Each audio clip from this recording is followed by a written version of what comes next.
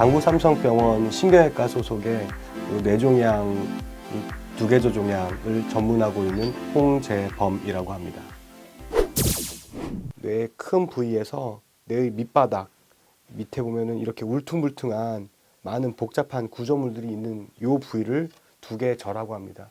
이 두개저를 다른 뇌종양에서 조금 다르게 생각하는 이유는 심장에서부터 출발된 혈관이 뇌의 밑바닥을 통해서, 다시 말해서 두개저를 통해서 혈액을 공급하고 있는 모양새를 하고 있고, 각종 뇌신경들, 냄새 맡는 거, 보이는 거, 눈 움직이는 거, 얼굴의 감각, 얼굴에 움직이는 거, 이런 모든 신경들이 다 뇌의 밑바닥에서 구멍을 통해서 각종 장기들로, 각종 기관들로 뻗어나가고 있는 그런 모습을 하고 있습니다.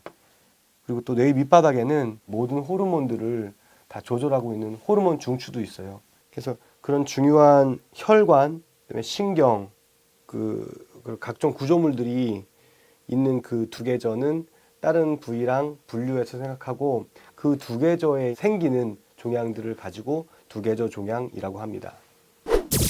축내 종양 그리고 축외 종양으로 크게 나누는데요. 두개저 종양에서는 축외 종양이 호발하는 경향이 있고요. 거기에서는 뇌 수막종, 그다음에 신경초종, 또 척삭종, 또 두개인두종, 뇌하수체 선종, 그런 종류들이 있습니다. 그 중에서 대표적인 게 이제 저희가 뇌 수막종을 보게 되는데요. 뇌 수막종 같은 경우는 전체 원발성 뇌종양의 한 27%이고요. 대부분 양성으로 표현이 됩니다. 양성이란 말은 등급이 낮은 등급이란 얘기고, 악성화가 심한 놈 같은 경우는 드물고, 제거를 잘 하게 되면 치료가 효과가 좋은 종양들이 많습니다. 그런 경우는 매우 드뭅니다. 아주 간혹 증례보고 되는 정도가 있긴 합니다. 척삭종 같은 경우라든가 아니면은 뇌우가 안 좋은 그런 종류들의 경우에는 다른 데로 전이가 되는 경우가 가끔 보고가 되긴 하는데, 그런 경우는 거의 생각하지 않아도 되고, 단 그 주변으로 퍼져나가는 그런 모습을 보이고 있습니다. 예, 두개저에는 혈관, 그리고 신경, 그리고 각종 중요한 구조물들이 다 분포하고 있기 때문에 여러 가지 신경들 및 혈관에 문제를 줄 수가 있습니다. 그래서 뇌경색 아니면 뇌출혈 이런 문제가 있을 수도 있을 뿐만 아니라, 또 각종 뇌신경들, 보이는 거, 냄새 맡는 거, 들리는 거, 말하는 거라든가, 또 팔다리 움직이는 거, 호흡, 그런 신경들에도 문제가 있을 수가 있어서 위치에 따라서 되게 위험해질 수 있는 종양입니다.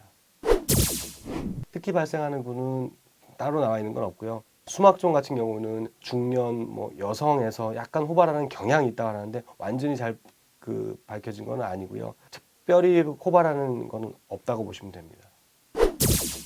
첫 번째는 뇌종양의 기본적인 증상들은 다 생각해 볼 수가 있습니다. 뇌압 상승 징후라 그래서 보통은 아침에는 머리가 개운해야 되는데 개운하지 않은 두통, 그런 것들을 의심해 볼 수가 있고요.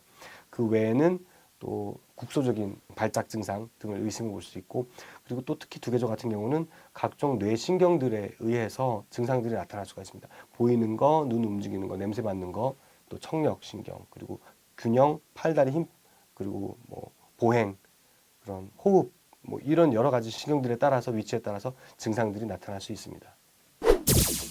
기본적인 검사는 CT 및 MRI이고요. 그 위치에 따라서 혈관이랑 아주 복잡한 관계가 있다 그러면 혈관 조영술을 해서 종양과 나머지 구조물들, 그리고 혈관과의 관계를 살펴보게 되고요. 여러 가지 검사들이 포함될 수 있어요. 보이는 게 불편하다 그러면 안과적인 검사, 시력, 시야를 포함해서 정밀 검사, 들리는 거라든가 균형 같은 게 힘들다 그러면 이비인후과 선생님들이랑 같이 협진을 해서 청력 검사 및 전정기능 검사를 할 수 있고, 또 제혈약관샘이랑 같이 음식물 삼키는 기능이라든가 또 말하는 신경, 여기에 대한 기능 검사를 할 수도 있고, 그렇습니다.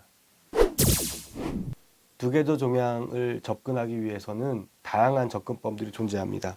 앞으로 들어갈 수도 있고, 옆으로 들어갈 수도 있고, 뒤로 들어갈 수 있습니다. 앞으로에서는 코로 들어가는 경우도 있고, 여기 있는 뼈를 가르고 들어가는 경우도 있고요. 그다음에 옆으로 들어갈 때는 귀에 있는 신경들을 살리면서 옆으로 들어갈 수도 있고, 또 뒤쪽으로, 목 뒷부분에 있는 근육이라든가 뼈를 그쪽 절개를 해서 들어가는 경우도 있습니다. 저희가 수술 시간은 사실은 고려하지 않고 있습니다. 수술 시간이 얼마큼 걸리는 것보다는 하나하나 중요한 구조물들을 잘 살리면서 있는 종양 팍팍 다 없애주는 것을 목표로 하고 있기 때문에 수술 시간은 크게 고려하지는 않고 있는데, 짧게는 뭐 한 대여섯 시간 만에 끝나는 수술이 있기도 하고, 길게 걸릴 때는 20시간, 30시간까지도 걸리는 경우도 있습니다. 1등급 종양의 경우에는 지금 발달된 그 수술 기법 및 검사, 그다음에 나머지 장비들의 도움을 받아서 거의 대부분 치료가 잘 된다고 보면 되고요. 근데 등급이 안 좋은 것들, 2등급, 3등급, 또 4등급 이런 경우에는 아직까지도 그렇게 썩 예후가 좋지는 않습니다. 명확하게 어떤 하나가 어떤 종양을 만든다는 것은 없습니다. 본인의 타고난 체질도 이제 유전적인 영향도 있을 거고, 환경적인 것도 있을 거고, 원인 모르는 원인도 또 있을 거고, 이런 식으로 설명이 지금 되어지고 있는 상태입니다. 그래서 예방을 위해서 특별한 거는 두개조 종양만에 따로 하는 건 없고요. 몸 전반적인 뭐 건강한 식사, 운동을 유지하는 것이 그나마 있는 예방법입니다. 저희 강북 삼성병원에서는 가장 예후가 좋다고 밝혀진 최신 수술 기법 및 기구들을 이용하고 있습니다.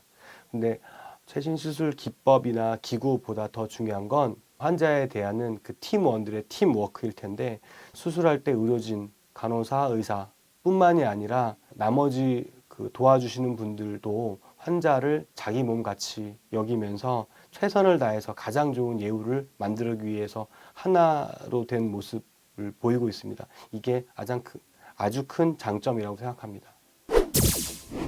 두개조 종양의 접근 및 치료는 저는 호랑이의 토끼 사냥이라고 생각하고 있습니다. 호랑이가 실제로 토끼를 사냥하기 위해서는 1박 2일이든 2박 3일이든 그 자리에서 토끼의 동선 및 그 위치를 파악을 하고 잘 노렸다가 사냥을 성공할 수 있겠다 싶을 때 확 가서 딱 낚아채서 사냥을 성공한다고 합니다. 뇌종양에 대한 접근도 저는 같은 마음가짐을 가지고 있는데요. 두개조 종양은 그 주변에 신경 및 혈관, 그리고 중요한 구조물들이 너무 많이 분포하기 때문에 하나하나 조심해서 다 살리면서 접근해서 이 종양을 정말 완전하고 안전하게 제거할 수 있겠다 싶을 때 딱 접근을 해서 제거하는, 호랑이의 토끼 사냥 같은 마음가짐을 가지고 두개조 종양을 접근하고 있습니다.